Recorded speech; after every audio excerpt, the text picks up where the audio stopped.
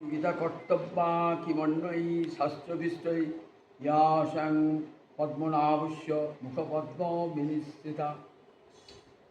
শ্রীগীতায় 18টি অধ্যায় আছে।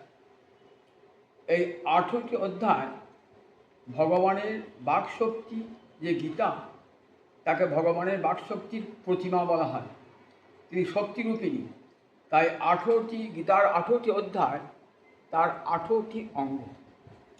প্রথম 5টি অধ্যায় বক্ত্রাণী পঞ্চজানিহি, প্রথম 5টি সেই গীতা দেবী গীতাজনের বদন। পরের 10টি তার 10টি বাহু। ষোড়শ অধ্যায়টি মায়ের উদর, আর 17, 18 তার শ্রীচরণ। এই ভাগবতীর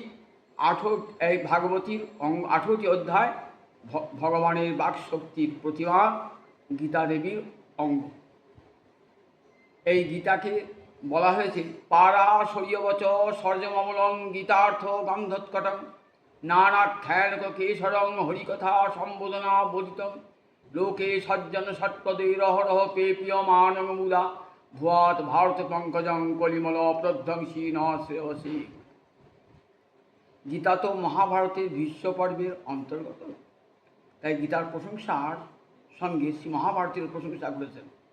বলেন পারাশর্যবচ সর্যমমলং। পারাশর্য মানে পরাশরনন্দন বেদব্যাস। বেদব্যাসের বাক্য হল সরোবর।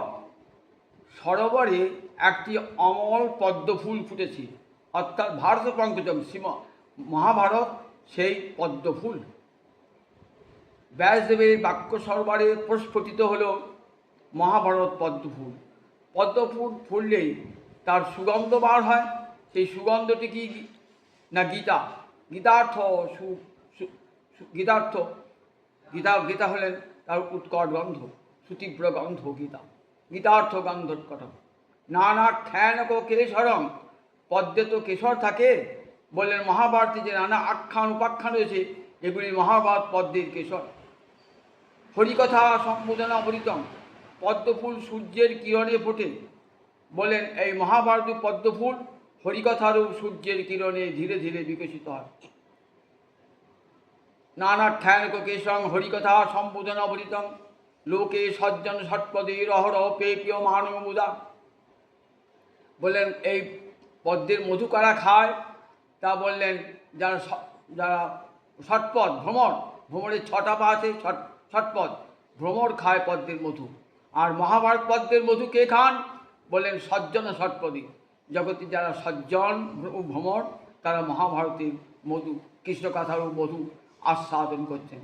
সেই কলিমল প্রধ্বংসী বলেন এই মহাভারত অন্তর্গত গীতা যেখানে পঠিত হবে বা মহাভারত যেখানে পঠিত হবে, বলেন সেখানে সমস্ত কলির মালিন্য দূর হয়ে যাবে এবং অপ্রাকৃত সুন্দর গন্ধ, ভগবত কৃপার গন্ধ সেখানে বিকশিত হবে এবং জীবনের সমস্ত মঙ্গল করায়ত্ত হবে।